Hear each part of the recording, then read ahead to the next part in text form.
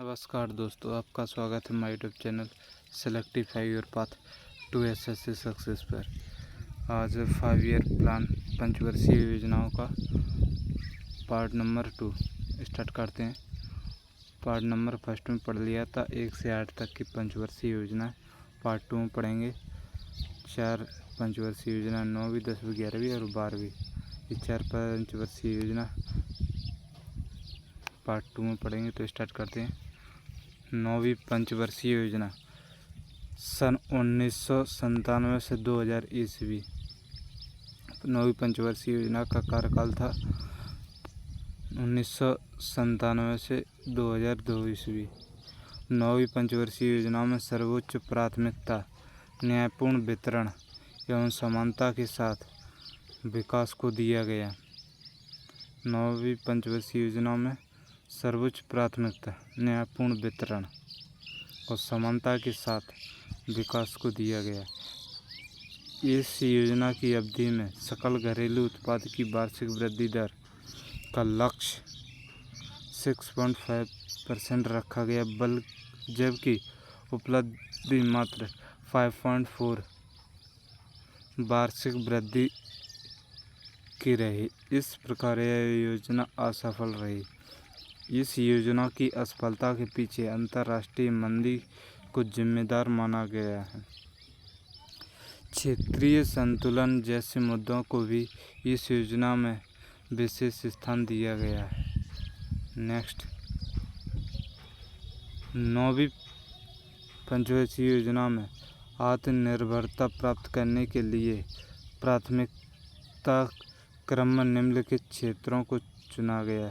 पहला, भुगतान संतुलन सुनिश्चित करना। दूसरा है विदेशी ऋण भार को न केवल बढ़ने से रोकना वरन उसमें कमी भी लाना। नंबर तीसरा है खाद्यान्नों में आत्मनिर्भरता प्राप्त करना। नंबर चौथा है प्रौद्योगिकीय आत्मनिर्भरता प्राप्त करना। पाँचवा, जड़ी बूटियों और औषधीय मूल के पेड़ पौधों सहित प्राकृतिक संसाधनों का समुचित उपयोग तथा संरक्षण। 10वीं पंचवर्षीय योजना, इसका कार्यकाल है 2002 ईस्वी से 2007 ईस्वी।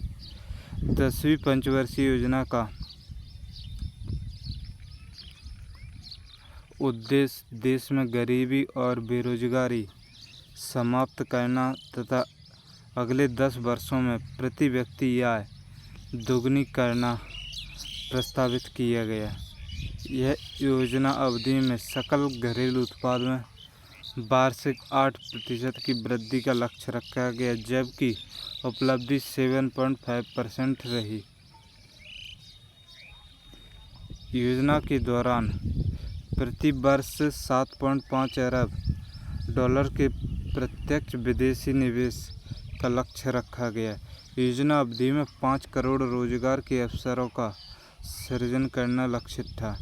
इसके अतिरिक्त 2007 ईस्वी तक अर्थात योजना के अंत तक साक्षरता 75%, शिशु मृत्यु दर 45 प्रति हजार या इससे कम तथा विच्छेदन 25% कम करने का लक्ष्य रखा गया।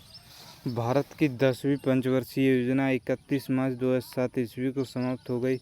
10वीं पंचवर्षीय योजना के उपलब्ध अंतरिम आंकड़े फाइनल आंकड़े नहीं के अनुसार यह योजना अब तक की सफलतम योजना रही। इस योजना में 7.7% की औसत सालाना वृद्धि दर प्राप्त की गई। नेक्स्ट है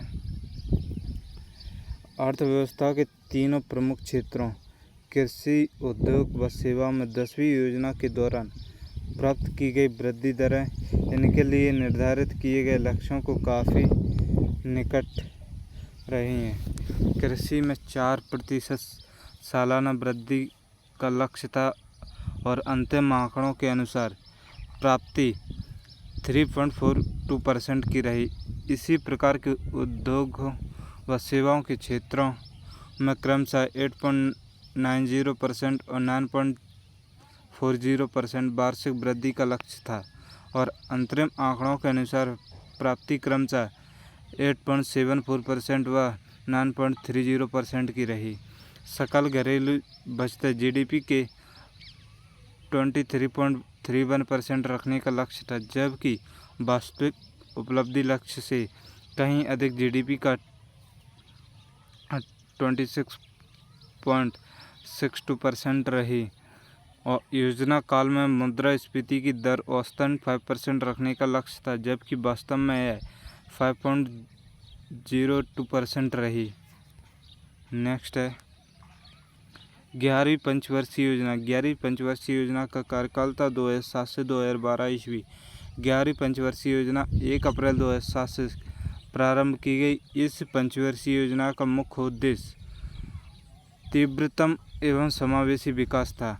11वीं योजना सकल घरेलू उत्पाद जीडीपी की औसत समृद्धि वृद्धि दर 8.3% रही। इस प्रकार सर्वाधिक वृद्धि दर 11वीं पंचवर्षीय योजना में रही। ऊंची वृद्धि दर की दृष्टि से इसके बाद 10वीं योजना रही। 11वीं पंचवर्षीय योजना में कृषि, उद्योग और सेवा क्षेत्र की विकास दर के लिए क्रमशः 4.1%, 10.5% और 9.9% का लक्ष्य निर्धारित किया गया था, जबकि उपलब्धि क्रमशः 3.3% और 6.6% और 9.8% रही। अब 11वीं पंचवर्षीय योजना में शिक्षा के लिए विषय वस्तु थीम अनिवार्य प्रारंभिक शिक्षा था। 11वीं पंचवर्षीय योजना में शिक्षा के लिए विषय वस्तु थीम शिक्षा के लिए एक थीम थी, जिसका स्लोगन था अनिवार्य प्रारंभिक शिक्षा। नेक्स्ट है 12वीं पंचवर्षीय योजना। 12वीं पंचवर्षीय योजना का कार्यकाल था 2012 से 2017 ईस्वी। 12वीं योजना 2012 से 2017 को राष्ट्रीय विकास परिषद की दिसंबर 2012 में मंजूरी मिली। इसका मुख्य उद्देश्य तीव्र, अधिक समावेशी और धारणीय विकास है। भारत की 12वीं पंचवर्षीय योजना का प्रारंभ 1 अप्रैल 2012 से हो गया है। 12वीं योजना के लक्ष्य निम्न है। पहला है वार्षिक विकास दर का लक्ष्य 8%। योजना के अप्रोच पेपर में यह लक्ष्य 9% का निर्धारित किया गया था, जिसे बाद में सितंबर 2012 ईस्वी में घटाकर 8.2% किया गया, जिससे योजना आयोग की संस्तुति पर राष्ट्रीय विकास परिषद ने घटाकर 8% कर दिया।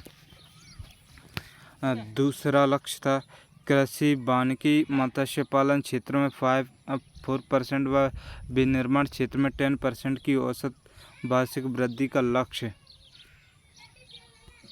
नेक्स्ट है तीसरा लक्ष्य था योजना अवधि में गैर कृषि क्षेत्र में रोजगार के 5 करोड़ नए अवसरों के सृजन का लक्ष्य।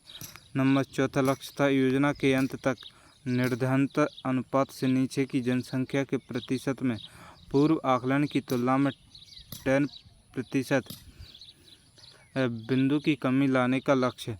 और पांचवा लक्ष्य था योजना के अंत तक देश में शिशु मृत्यु दर को 25 तथा मातृत्व मृत्यु दर को 1% 1000 जीवित जन्म तक लाने तथा 0 से 6 वर्ष के आयु वर्ग में बाल लिंगानुपात को 950 करने का लक्ष्य। छठवां लक्ष्य था योजना के अंत तक कुल प्रजनन दर को घटाकर 2.1% तक लाने का लक्ष्य। और सातवां लक्ष्य था योजना के अंत तक आधारित संरचना क्षेत्र में निवेश को बढ़ाकर जीडीपी के 9% तक लाने का लक्ष्य।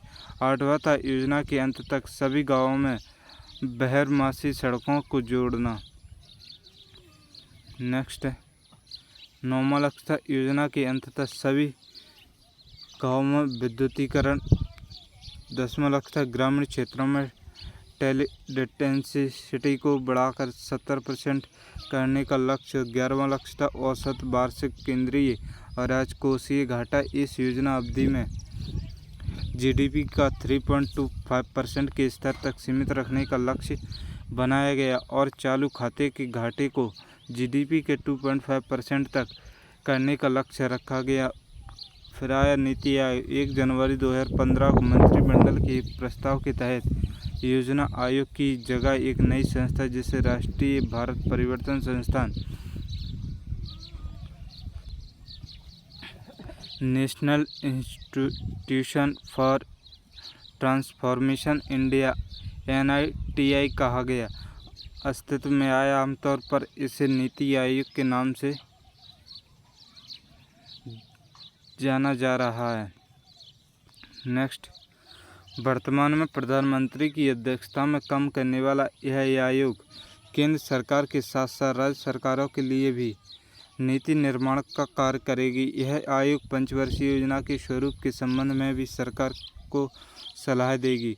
12वां लक्ष्य थोक मूल्य सूचकांक WPI की औसत वार्षिक वृद्धि को 12वीं योजना में 4.5% से 5% तक सीमित रखने का लक्ष्य। 13वां लक्ष्य था केंद्रीय आयोजना व्यय 12वीं पंचवर्षीय योजना में GDP ग्रॉस डोमेस्टिक प्रोडक्ट का 4.02% है।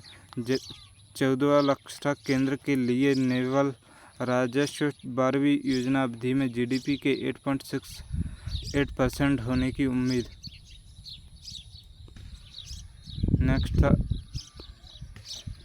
15वां लक्ष्य था 12वीं योजना अवधि कर भिन्न राजस्व GDP के 1.01% रहने की संभावना है।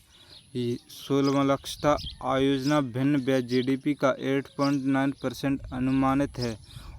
17वां लक्ष्य था 12वीं योजना के दौरान 2004 से 2005 ईस्वी के मूल्यों पर सकल घरेलू बचत पर 33.6% एवं निवेश दर 38.8% का लक्ष्य रखा गया। 12वीं पंचवर्षीय योजना में सर्वाधिक धनराशि सामाजिक सेवाओं की मद में विनिहित की गई। इसमें कुल 26,64,843 करोड़ रुपए विनिहित किया गया, जो कुल परिव्यय का 34.7% है। नेक्स्ट नोट, वर्तमान में भारत की योजनाओं की सार्वजनिक व्यय हेतु अधिकतम साधन ऋण से जुटाए जाते हैं। ऋणों के अंतर्गत बाजार ऋण, अल्पावधि ऋण, विदेशी सहायता, लघु बचतों की एवज में जारी प्रतिभूतियों, राज्य भविष्य निधियों, पूंजीगत प्राप्तियों के उधार एवं अन्य देयता आते हैं। बजट 2016-17 ईस्वी में उधार एवं अन्य देयताएं का हिस्सा 21% है। आज की क्लास यहीं समाप्त होती है। अगर वीडियो पसंद आए तो लाइक, कमेंट, चैनल को सब्सक्राइब करें, जिससे आने वाली वीडियो को नोटिफिकेशन आप तक पहुँचता रहे। Thank you, all the best. Thank you watching.